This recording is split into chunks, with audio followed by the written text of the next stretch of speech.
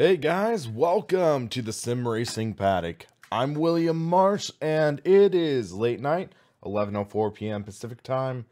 I do not really feel like sleeping right now, so why not do a live stream test drive? Recently, I got my hands on all of the Race Sim Studio content, so I'd like to thank all those guys for letting me test out the content. And yeah, so I thought it'd be fun just taking a look at some of the new content, including the new Lanzo V12, aka the not Ferrari GT1. So, hold on a second, where would that be? Hold on. Oh, hold on. Hold the phone. We accidentally uploaded the files wrong. So, let's fix that real quick. Sorry about that. So, actually, let's see. First, we have the Formula Hybrid 2018, so it could be interesting testing this out. So this is in two configurations, one with the halo, one without the halo. So hold on a second. Let's switch to the Formula Rim, and let's start off with asking you guys, how's your day been today? Did you do anything fun? So yeah. So we will give this a try with the halo. I've never, actually no, I have tried a car with the halo in a sim, not in virtual reality. So it'll be interesting to see how much does it actually block the view. Let's make sure, yep, our shifters are mapped properly. So we'll go to a track I know fairly well, and that will be Red Bull Ring. So we should go back one more page. Red Bull Ring Grand Prix. And we'll do a test drive of that. Hold on a second. Display capture is going to go out. And we will be loading and firing up the sim.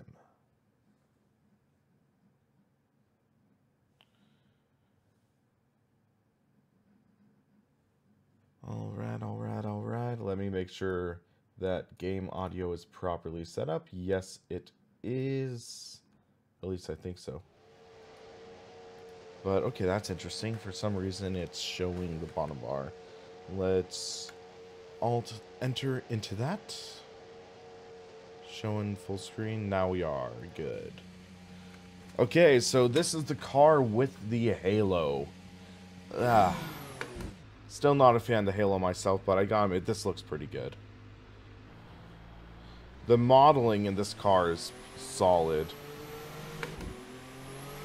It just is so weird seeing this line in the middle of my screen that you just can't really get rid of.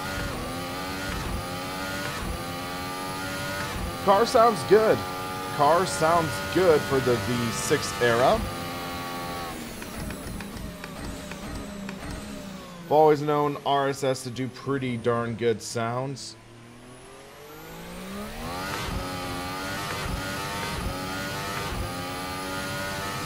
Hey Antoine, how's it going today or tonight, wherever you're at? But yeah, I decided to do a late night stream. Didn't have really anything better to do.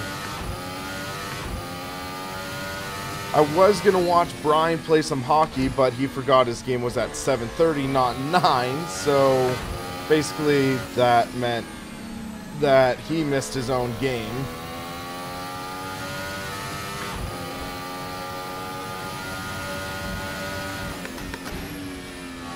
So I'm just driving a bit, trying to see if I'll get used to driving with a halo here.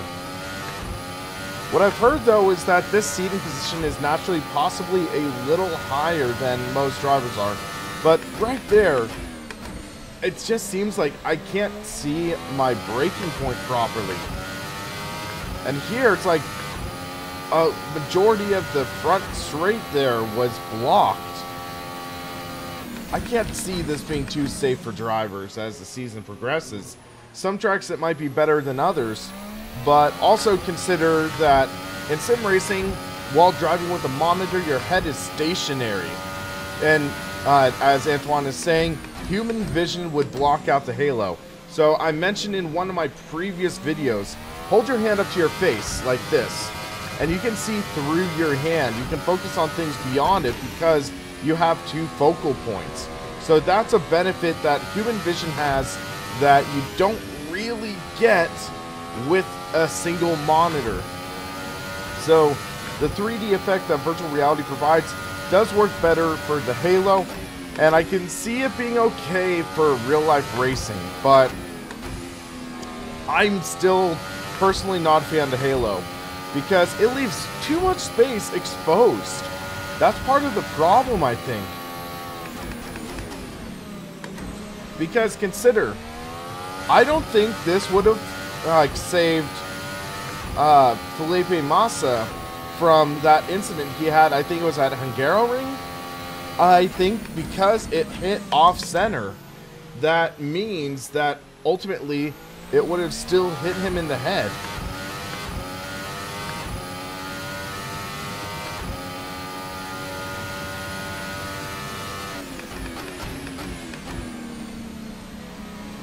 And it could have possibly saved other drivers, but I think ultimately maybe the future of Formula One could be something like the Aero screen, where they R&D a kind of screen that's glare resistant. Well, but I mean, I'm all for safety. I'm all for safety, but think about it. In the good old days of Formula One, a lot of the technical innovations would have spurned into making F1 the pinnacle of motorsports. And seeing the pinnacle of motorsports have something like the Halo is kind of disgusting. And I know this could be seen as blasphemy from some people, but I would be a lot more comfortable and willing to see Formula One go with a semi-closed cockpit, sort of like the Red Bull X 2010. I think personally that would have been a much cooler design and made it, given it this kind of push into the future that could have excited fans. But instead it's the Halo, which is polarizing at best and flat out disgusting, and a reason people are no longer watching F1 at worst. And it's like, really? Not full closed cockpit, but maybe semi-closed cockpit. And I know it causes some sort of distortion, but it's a tricky situation.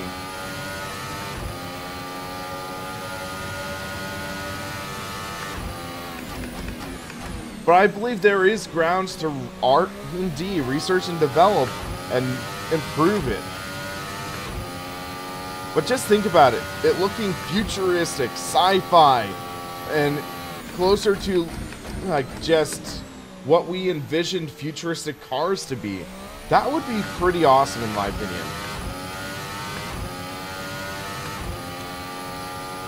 I mean, did you look at some of those 2018 Indy cars with that Aero screen?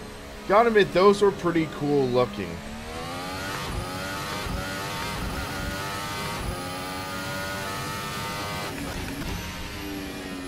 People should not die for sport. That is, it's a tricky topic, because part of the reason people watch is for the danger.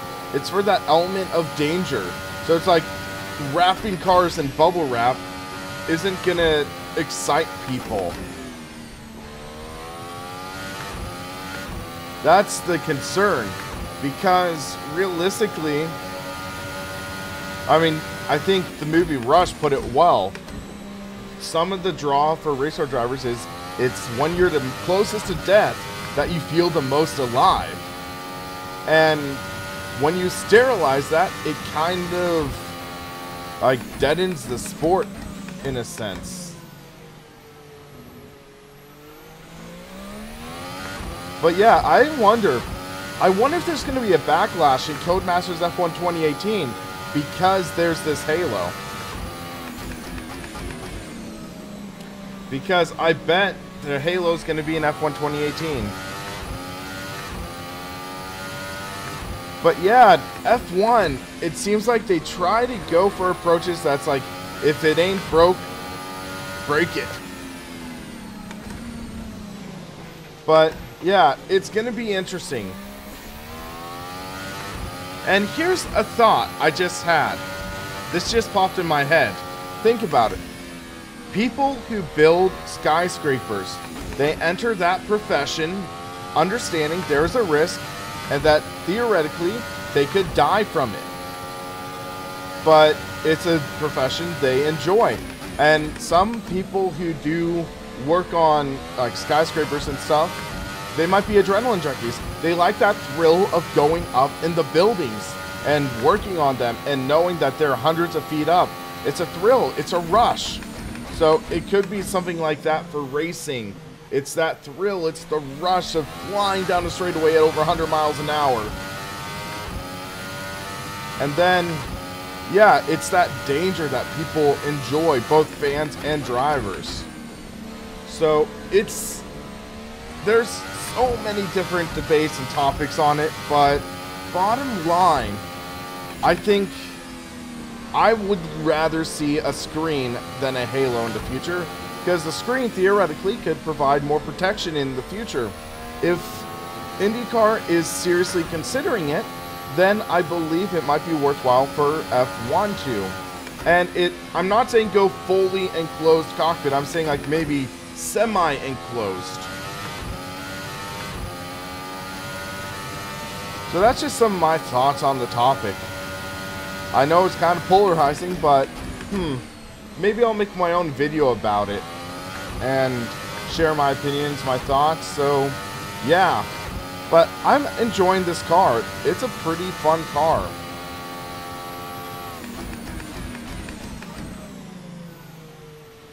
And Coke doesn't want to sell ads on something where people constantly die. Well, consider Coca-Cola was, I think, doing ads for NASCAR after Dale Earnhardt died, so yeah, it's an interesting topic. Hey, Victor, how's it going? But I know there's also even the controversy where it's saying like Ferrari was the main proponent for Halo, and that it was Ferrari's drivers that basically theoretically bullied FIA into doing the Halo or something like that. But bottom line, Halo's here. We're gonna live with it for likely at least this season. Maybe another solution will come up, but we'll see how it goes.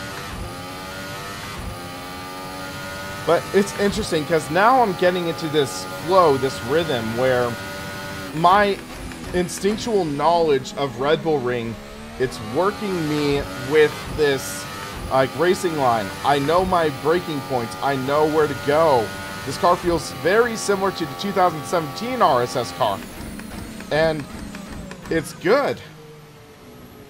So it's interesting, but possibly in a race environment, it could get a little more dangerous. It could be a little riskier, and we'll see how it goes. So we'll jump into the next car in a lap or so, and then see where to go from there.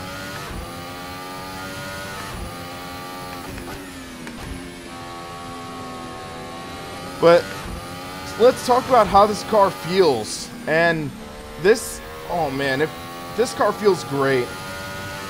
I'm really enjoying the feeling of this car. Good feeling through the force feedback in the wheel and communicating the balance of the car. Me being able to catch that slide extremely quick. It's nice.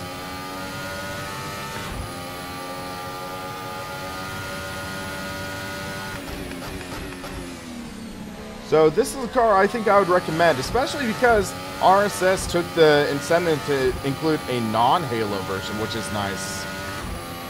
Because this is a simulator. You can experiment, you can do what you want. So it would be a 2018 spec car, but without the Halo.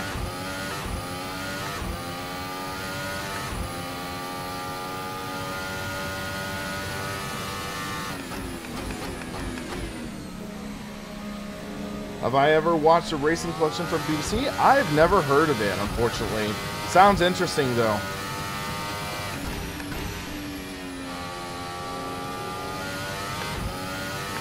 I need to watch more racing documentaries. I know there's that one about McLaren now, which I heard is pretty good. And then I think there's one about the 24 Hours of Le Mans. I think it's either from Corsa or Audi's perspective. So a lot of racing stuff I need to catch up on. But yeah, this car's a lot of fun. So there's that. We need to sort out the GT1. Thufail, I apologize if I'm mispronouncing your name. That is what we are about to switch to. So we are about to switch to the GT1. So you came here right in the nick of time. Let's put on the GT rim, or the Fanatic rim, I should say. Or Forza rim, it's called. But using a Forza rim to drive Assetto Corsa. Fun stuff. So let me look here. So we were doing this. Okay, that's our mistake. So we are going to open a new window. And then content. Okay, so we're dragging and dropping. Gonna take a minute. The good old days, murders. Whoops. So we're gonna delete that. Now the tornado.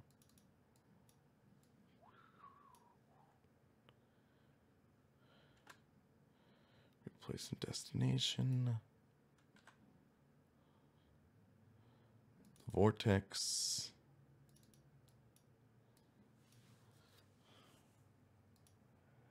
How all the rules nowadays are helping drivers take the risk. 105 kilogram fuel limit. Halo lets them take more risk too. Nah, they have overcomplicated all, making it mostly a fast flow parade. That is an interesting topic because it's interesting seeing how things have passed in the name of safety. For example, the fuel limit, it encourages some strategy. And also there were the situations where refueling would cause fires in the car. But at the same time, refueling, it's a mix, in my opinion. I thought refueling was cool and would allow people to push the cars harder without having to worry about fuel mileage. Halo is very controversial, in my opinion. I'm not a big fan of the Halo. I've already been pretty outspoken about that. But it's kind of tricky.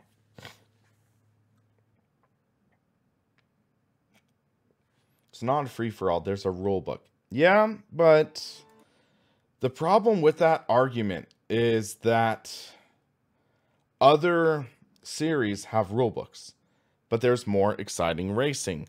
So in the name of technological innovation, I think that we've kind of sacrificed some of the racing and some of the skill required. In my opinion, it's just interesting seeing how that goes. So Race Sim Studio. Let's try the Lanzo, the Lamborghini. So a few different liveries. Camouflage. Orange and black. Red, white, and blue. The clock. Knockoff clock. Italian colors. Black and orange, another iconic Ferrari knockoff livery. It's cool seeing these liveries and the effort taken into them. Some mod cars, they just don't have many liveries, or even official cars don't have many liveries. So it's nice to actually see some of these all make an effort. Interesting though. So, Doogie Howser? That's funny. Instead of Doogie Howser, number 16, pick 69. It'll be hilarious.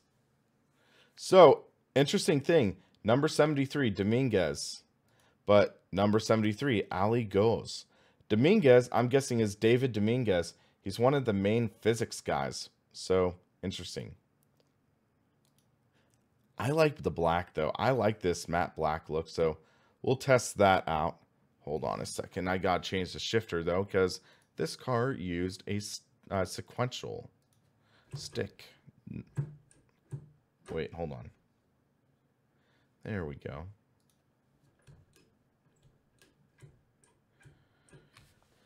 USB cable was slightly loose. Now it's good, I think. And we'll take this around Laguna Seca, because I think that's a cool car and track combo to test this out on. Laguna Seca with the Lanzo. I'm excited.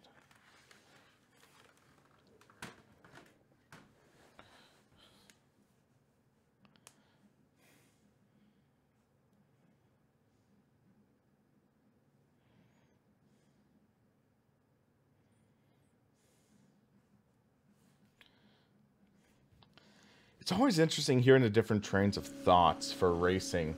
There's the people that think racing should be the chess game, and then there's the people who think that racing should be balls to the wall. So interesting hearing different opinions.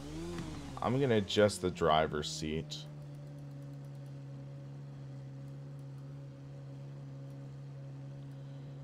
Here we go.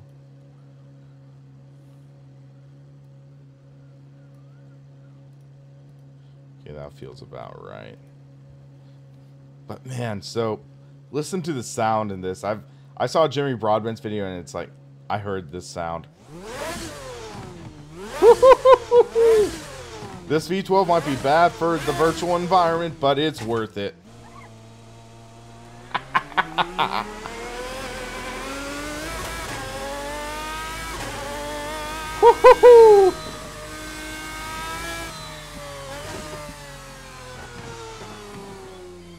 Oh snap. Little bouncy at the end of the pit road.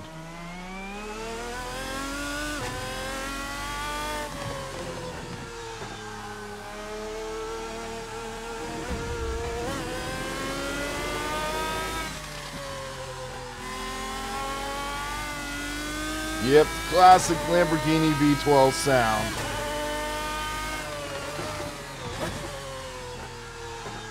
Freaking love the shift sounds.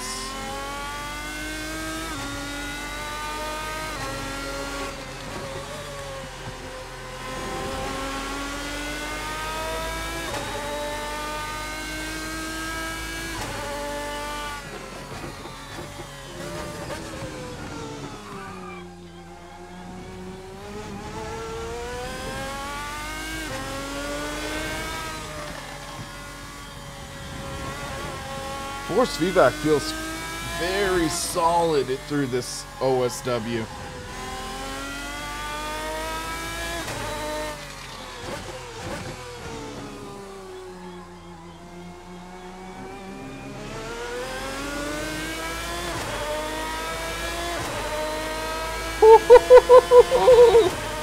Oh, I'm loving this car.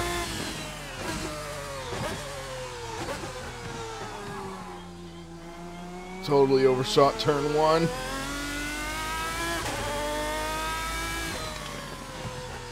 Oh, this might be one of my favorite sounding cars in Assetto Corsa right now.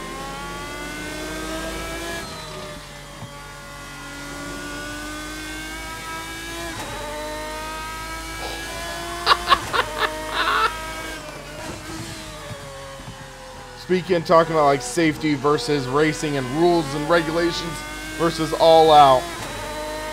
Man, this age of GT1 was one of the golden ages with these cars, so intense and so much fun. And the variety. There's the V8 cars, V10s, V12s. So this is like awesome to see.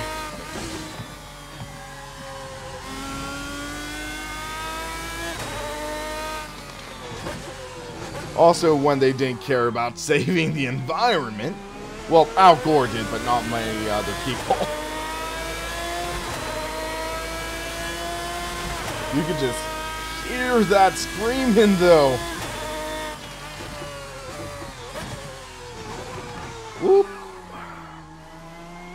really overshot that.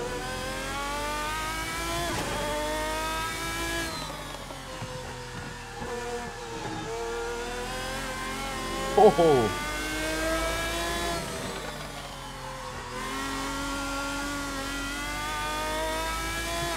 I'll test the Lister in a little bit.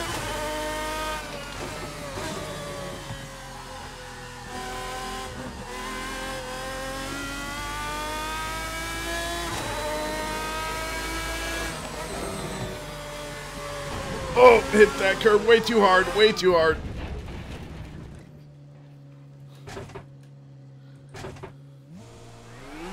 Oh, man.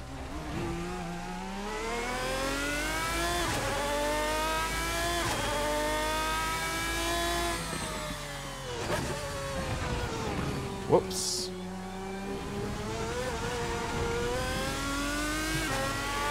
I might test something. Okay, so it simulates a clutch kick in for downshift. So time the downshift right, and it sounds freaking amazing.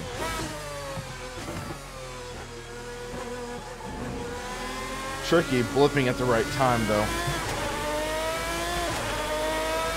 Freaking love this front straight, though. It sounds amazing. Hearing it echoing off the sides. Straighten out this right here.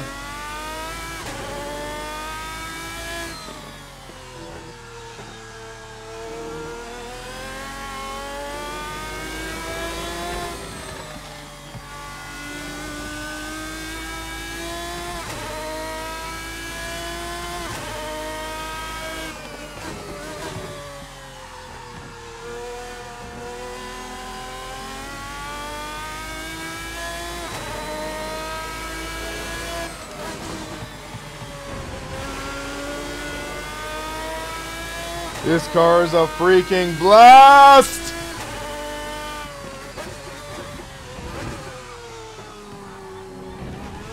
Whoop! And that corkscrew is dangerous. So let's switch to the next car. We will go with the Lister Storm.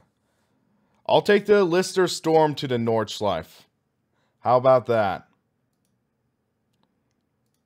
So, turn on display capture. So, Racing Studio. And it's the GT Tornado. And we will... Let's see what number we should take. The clean. Might go with that one. Not certain yet. Or that one. So many good choices. Okay, I'll go with the 52. White and blue. And we will go to N. Nordschleife Endurance. That should be fun.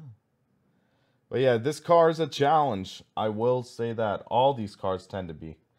But it's worth it. Hold on a sec. Let's check something. Okay. So, another question for you guys. So, earlier, technically today still, I uploaded a video, my PS4 wheel shootout. Did you guys take the chance to take a look at it? And I would love to hear your thoughts. So, do you prefer the TGT or the CSL Elite? Yeah, the skins are as similar, I think, as you can get without getting sued, I think. I think that was their goal. Okay, we need to change the seat here. So we'll move it there. Move the seat up. Seat position back a bit. There we go. That looks about right. So I'm right-hand drive, but using my shifter on the left side. Okay.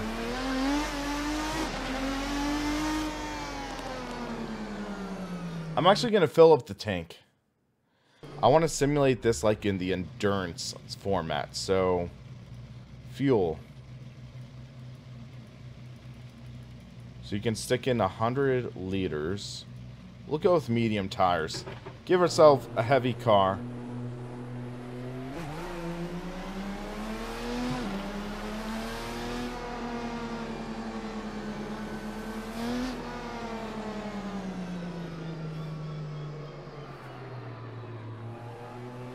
Heavy car. What happened there? Okay.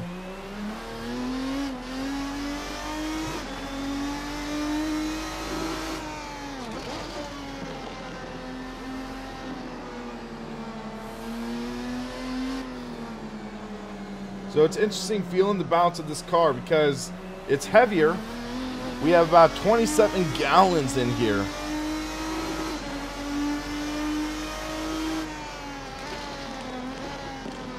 So you can see it's more inclined to understeer, so it's slower through the corners. Where is rFactor 2? It is on my hard drive, and I'll take a look at it later on. I'm planning on doing a sort of review on it in the near future when they finally get the new UI lifted. I want to do a circa 2018 review on rFactor 2. Similar to what I did with Assetto Corsa. And yeah, I'm doing my retro review series, or not retro review, but my backlog, I should call it. Because I want to get more reviews on this channel.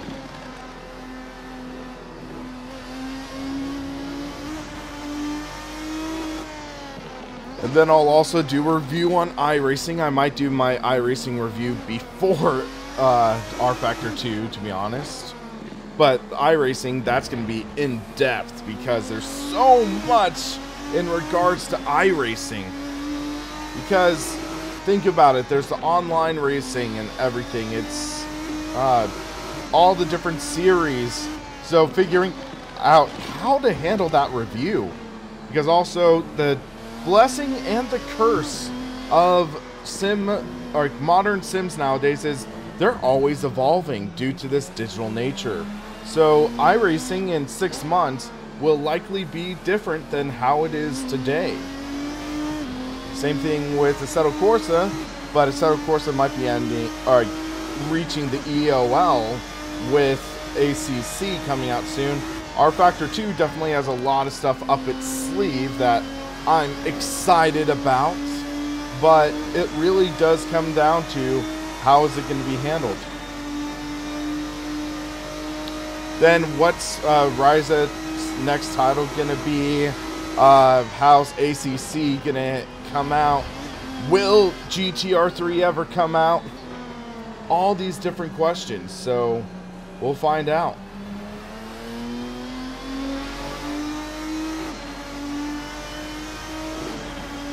Oh, this is intense. Love the feeling of this car.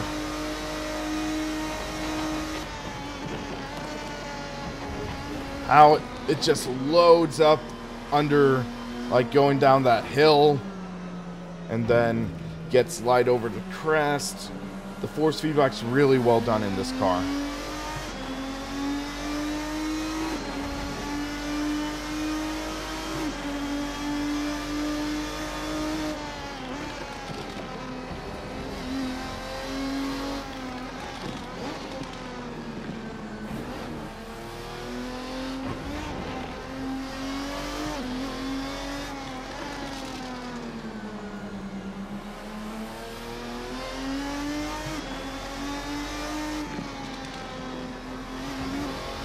So, Victor, your message gives me an interesting topic I want to discuss with you guys. So, after the Australian Grand Prix, I forget who exactly it was, but someone was saying they wanted, I think it was one of the Ferrari affiliated teams to be investigated. I think it was Haas. they wanted to have Haas F1 team investigated because they thought that their professional relationship with Ferrari was getting too close, and I think that they were copying some of Ferrari's components, which was why apparently they were doing so well until like the first pit stops, and then when everything went awry for them. So it's interesting hearing about that. How close is too close when it comes to technical partnerships? Do you think it really was them just logically going the same direction as Ferrari in terms of R&D and improvements to the car? Or is it really something where they actually deliberately copied Ferrari? So it'll be interesting to see how it is. And if the FIA is going to do anything about it. I almost saw the Australian race live, but had a few things come up that I think it was that weekend. So I unfortunately actually missed the race.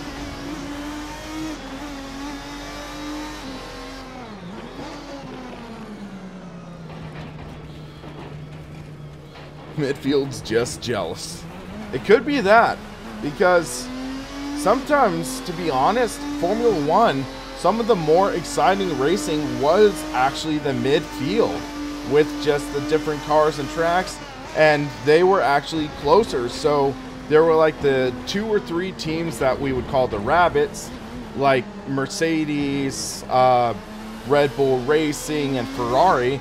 They were usually the rabbits. Then there was usually good action in the mid-pack, like Force India and Haas, Renault. I think even Sauber got in the mix at times. And it was interesting, especially also once McLaren started coming to their own in some races last season and actually competed in the mid-pack. So yeah, it's usually some exciting racing in mid-pack, save for like some other teams, and then when fuel strategy comes into play, it can get quite interesting. But yeah, so if Haas is really improving like they are, it could be cause for suspicion, but also it's just another... Oh, whoa, that was a very violent hit. I did not handle that well. I wonder if my force feedback is a little strong. Doesn't look too strong though. It's only like, I think 25%. So that was just, whoo!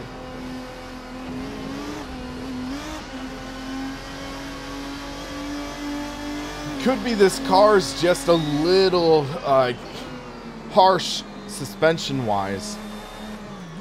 But that's direct drive wheel.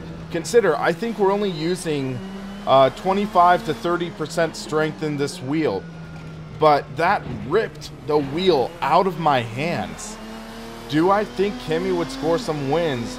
I would hope so. I know Kimi is still a great driver, and if he gets a good car under him, I think he can do pretty well.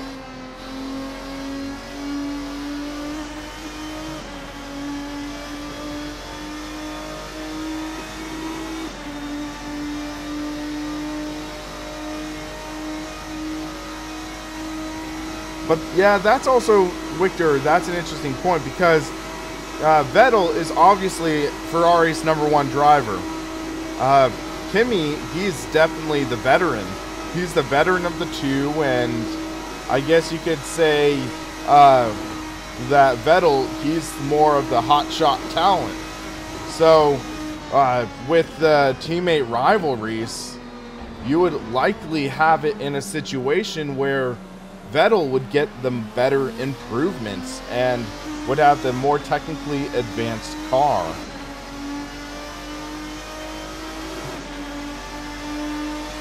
They say he's equal to Vettel. I'd say he is equal in skill. He might be even a better driver than Vettel.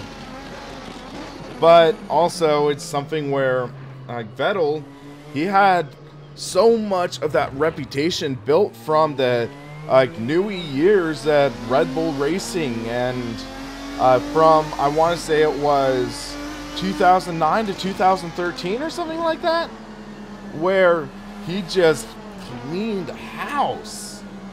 And I'd say it was a lot of the car there. So with that car, he got the reputation as a truly great driver. And I mean, I'm not going to take anything away from him. Vettel is a good driver. He really is. But a lot of it is that he had a great car under him that suited his driving style really well at Red Bull. And that's how he was able to be so flipping dominant.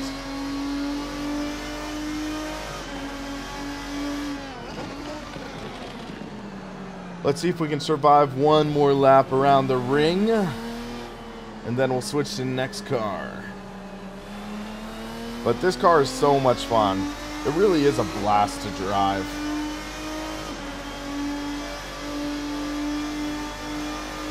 It is a workout though. Symbiotic synergistic thing. Yeah, it is the car and driver working together. And different cars had different driving styles.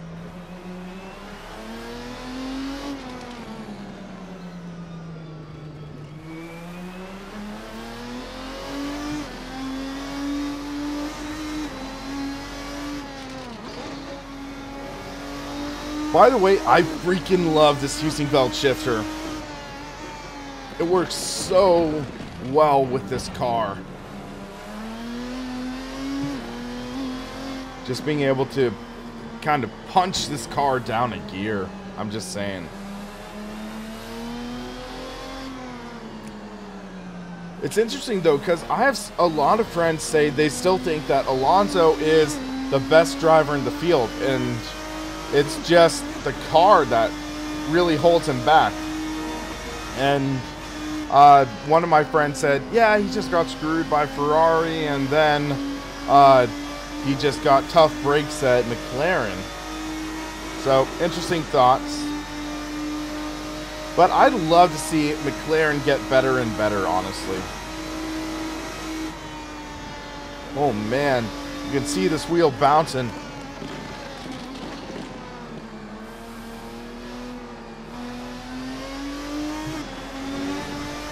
But McLaren is running Renault engines right now, right? If I remember correctly.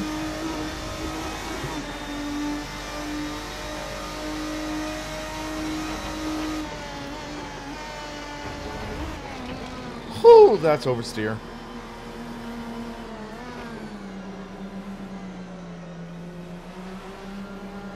What do I think about ultra soft compared to the super soft only being faster for about 4 laps because of high tire wear on most tracks?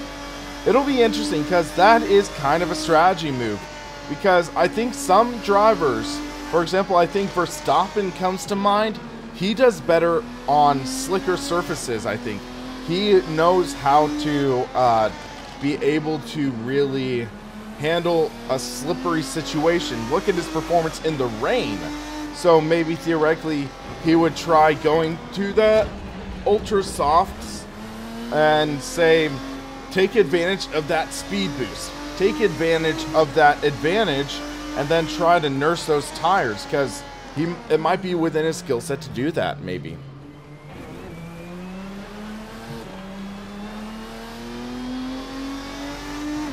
Ugh, this car is a beast. The suspension though, hitting those curbs,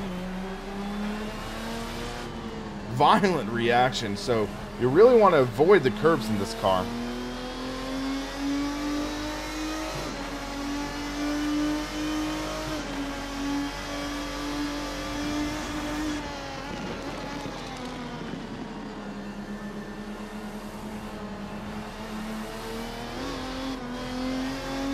Might need to fine-tune things in this wheel later on. Just thinking off the top of my head. Make it feel a little better.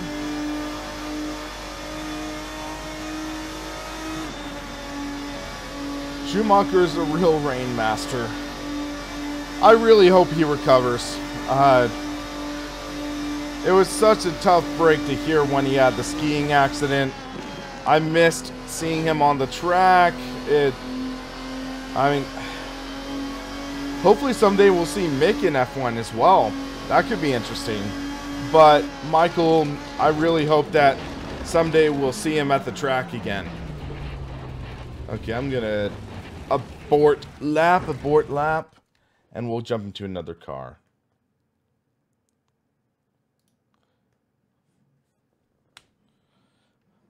But also, if I remember correctly, who am I thinking of? Senna, I thought he was really great on in the rain as well. Like looking at old race replays and stuff. So we're gonna go with the Ferruccio. And I think it's fitting for the Ferrari to be at an Italian circuit. So let's do Monza. But yeah, I totally understand how like Schumacher, I think it's important that we respect privacy and stuff, because it is a family trauma, and it's ultimately, when it comes down to it, a man fighting to survive, and being hounded by paparazzi and fake news about it and everything. That just it disrespects Schumacher, I think. And yeah, I am happy that so many people are willing to really respect that space, at least. Luca, unfortunately, I've never driven Assetto Corsa on consoles. I've never driven it. I don't own the Assetto Corsa on console version.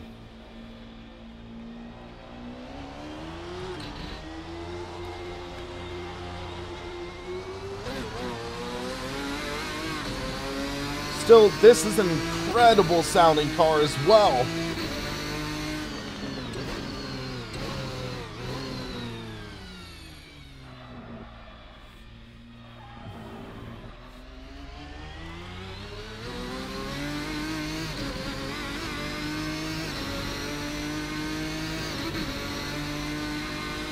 This power and the speed, because this is, I think, another V12 car.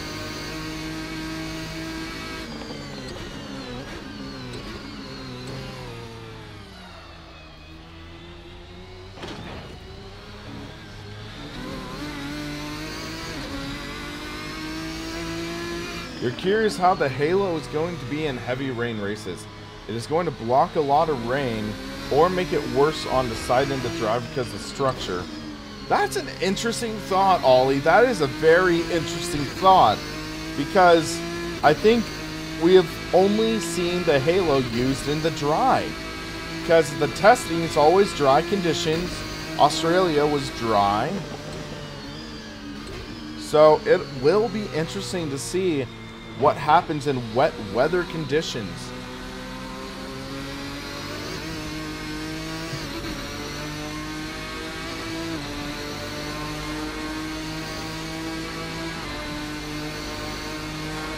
This car, fun. It's interesting though, because I think the Ferrari is the most stable out of the bunch. I remember people saying that the Ferrari is the most stable car out of this entire pack, and I'm inclined to believe that. Suspension feels a little softer. But also, we're at a track with not as much in the way of race curbs. We'll go over there. Yeah, suspension is definitely softer. Which means we have a little more leeway for catching slides.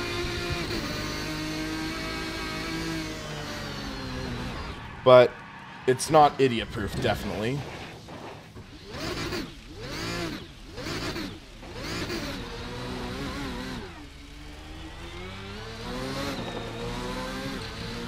Yeah, Mike, I was talking about that earlier in the stream, because with F1, they're going so far in the way of innovation that I think we're sacrificing some of the racing. It would be great to see F1 be able to go side by side in different corners. And it is tough because dirty air, I remember it was something, I want to say it was Formula 1 race at Montreal a couple years ago. I think it was the one Ricardo ended up winning or something, where they kept on saying, like, in old days, they would have been able to make that pass going into the final chicane. But with the way the cars are set up nowadays, you just simply can't. And it's like, ah! And I miss those days. You see them racing side to side and all that action, all that jazz in the old replays and stuff.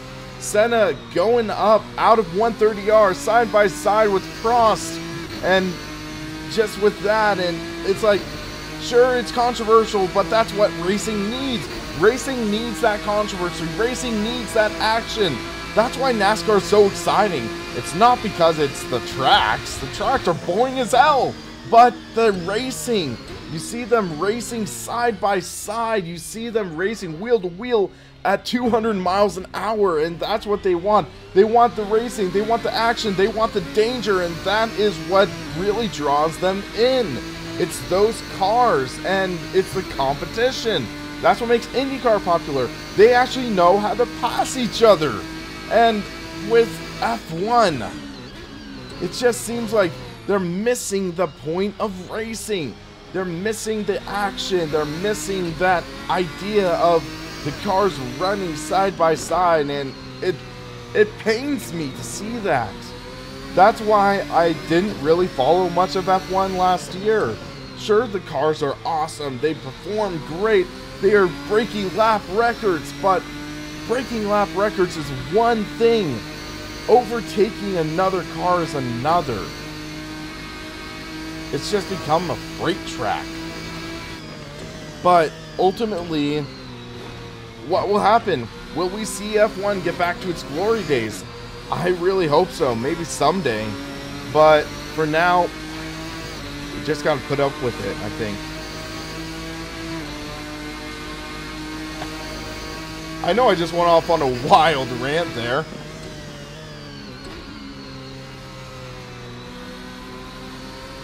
But it is so interesting as well, because if you think about it, also on top of that, personalities. Personalities play a huge role in racing. So, thinking about it, we have situations where, for example, back in the 90s, we had drivers with big personalities. Actually, let's go further back to the 70s. We had Niki Lauda. We had James Hunt. We even had, I think it was late 60s, we had Jim Clark. We had drivers that had personality and gravitas to them. But it just seems to be missing nowadays. So, but look at IndyCar. Those drivers have personalities. Will Power, double flipping off the cameras. We have, even though he's not driving anymore, Dario Franchitti. He had good personality. All these other drivers, they have good personalities. Juan Pablo Montoya has good personality. And that makes IndyCar engaging. I've gone to see IndyCar races at Sonoma, and they're so much fun to drive because you can see their personality extends to their driving style. Formula One, on the other hand, is just so clinical. You have to drive the precise racing line. Don't be a few millimeters off or else you're going to be in trouble. And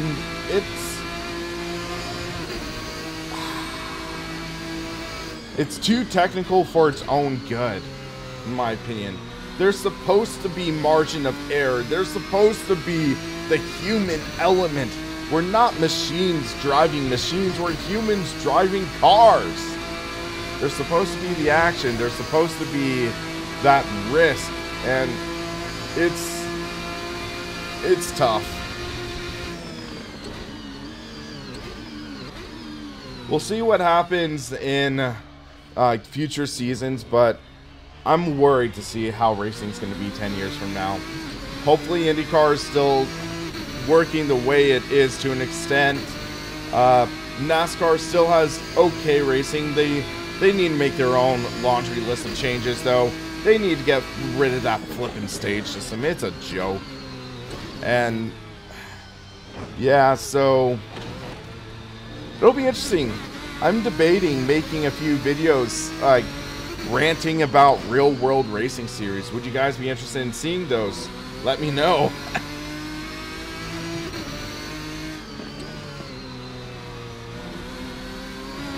Because I could do a rant about NASCAR, I could do a rant about IndyCar. Heck, I could theoretically do a rant about the WEC maybe. But yeah.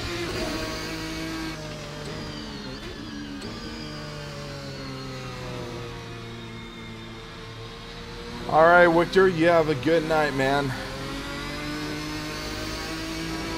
But this Ferrari is one of my favorite cars because this Ferrari suits my driving style, I think. Yeah, the Tyrrell P34, that car looked pretty cool. It's kind of funny though, because I've been watching Game of Thrones recently, and now I think it's kind of funny, because fun fact, in the movie Rush, which followed the 1976 Formula 1 season, which had the Tyrrell P34, we had, I forget her name, but in Game of Thrones, she played Marjorie Tyrrell. So there was a girl associated with the name Tyrrell in a movie with the Tyrrell P34 race car. Granted, it's the fictional Tyrrell name, but kind of funny. Interesting connection. How do I think about Ferrari thinking about leaving F1? They always keep on threatening about it. They keep on making threats about it. I hope they don't leave. It would be stupid and petty for them to leave. But if they do, it's going to be a sad day. But I don't think Ferrari would actually follow through with it.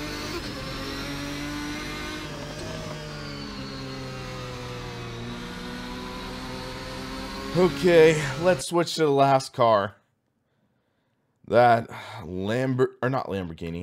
that Dodge Viper. Merca! Oh man, I'm starting to get tired. So we'll do the Lamborghini and then we'll see how that goes. Excuse me. But yeah, the new 2018 car and the GT cars, I think that's a good content for this stream. Okay, they need to have a blue car with a white stripe. They need a blue car with a white stripe.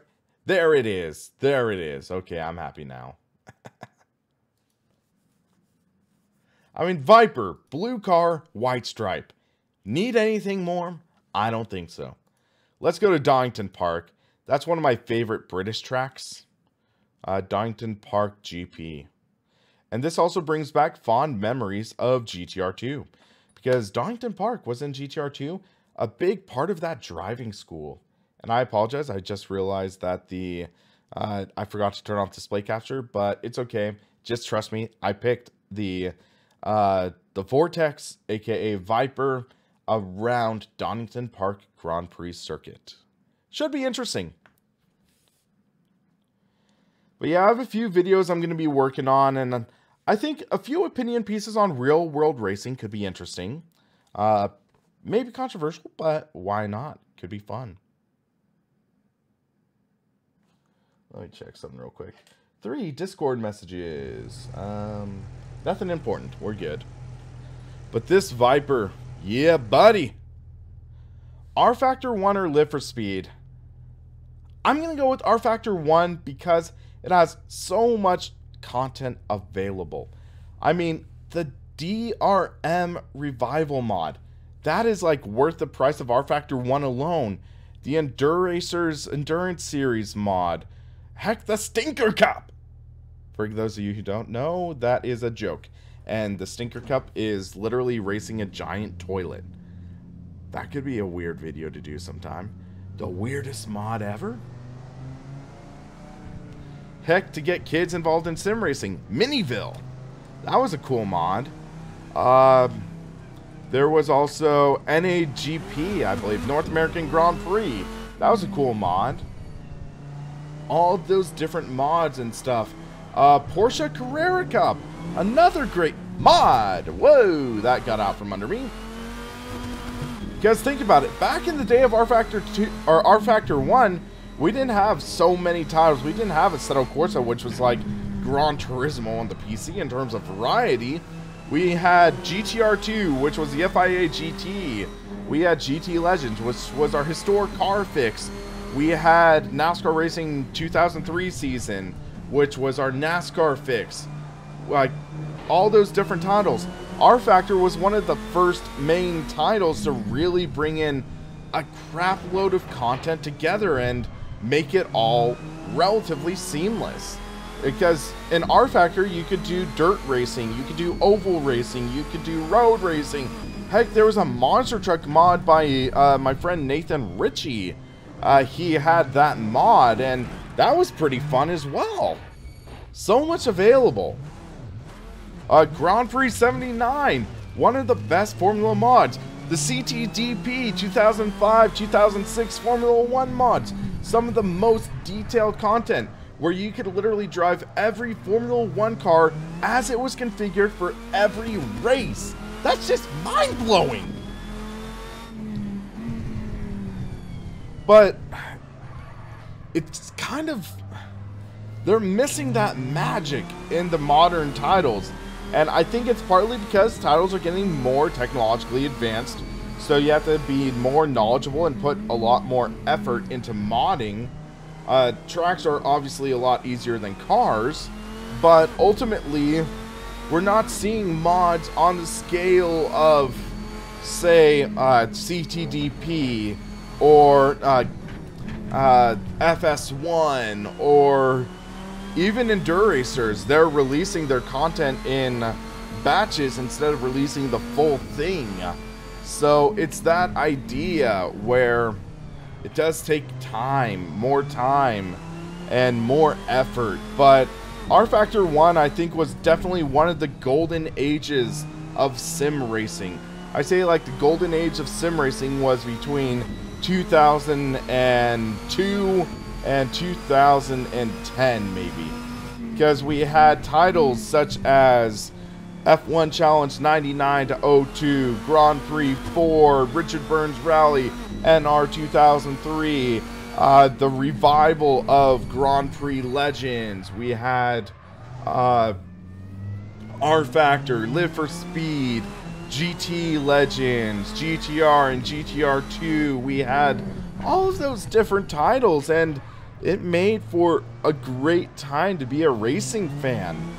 And I was glad that I got involved in sim racing in that golden age. I started actively sim racing in 2007, and it was a great time. Even though I got my start in sim racing with a relatively cruddy title, NASCAR Sim Racing by EA, it was still a great experience. I got to be exposed to the community, make some awesome friends, and it just was a memorable time. So I really enjoyed my experience in sim racing, and it really was something I hold dear, and one of the things I loved about growing up. Like, just getting behind my cruddy Logitech NASCAR wheel and driving around the tracks. And then upgraded, went down the rabbit hole, and got deeper and deeper and deeper into the hobby, and look, now I'm here. And I'm sharing my love for the sim racing community with you guys. It's awesome. And I'm truly blessed to be able to do this. So yeah, I really, I hold rFactor 1 in a soft spot in my heart. So yeah, thanks for bringing up that question. It's fun to talk about. So it is midnight. I am tired. I will do one more lap, and then I will call it a night. That almost rhymed. So yeah, this car, I'd say it's a weird balance. It's kind of understeering in some ways, but also you have to be careful with the throttle, or else you're gonna power and really get the rear end stepping out. So it's a weird balance. I'd say it's not the most difficult car. I think that award might go to the Lister Storm, in my opinion. I think that just had a little too harsh of a suspension for my liking. I might be able to tune that out and enjoy it a lot more, but this is still a good car. It's tricky to drive though because it is a heavy car, but I like this a lot, and I gotta say, this is a great pack. I mean, think about it. 4 cars are available right now, 2 cars are coming later. I want to say the pack is like $14, $15. Great deal, especially if you did enjoy GTR 1 and 2. I really enjoy this. Whoa, whoa, whoa. And this is a great car and track combo. It'll bring back fond GTR 2 memories. So yeah, guys, this is a lot of fun, but I am going to call it a night. So thanks for watching, guys. It's been a blast doing this late night drive, and yeah, so I'll try to think up more things to try out in the near future. Maybe try out different titles or different cars. I want to try out some different sims as well, so I'll look into that. I want to maybe do some retro series as time goes on. But for now, guys, you have a good night or day wherever you're at, and stay tuned for future streams.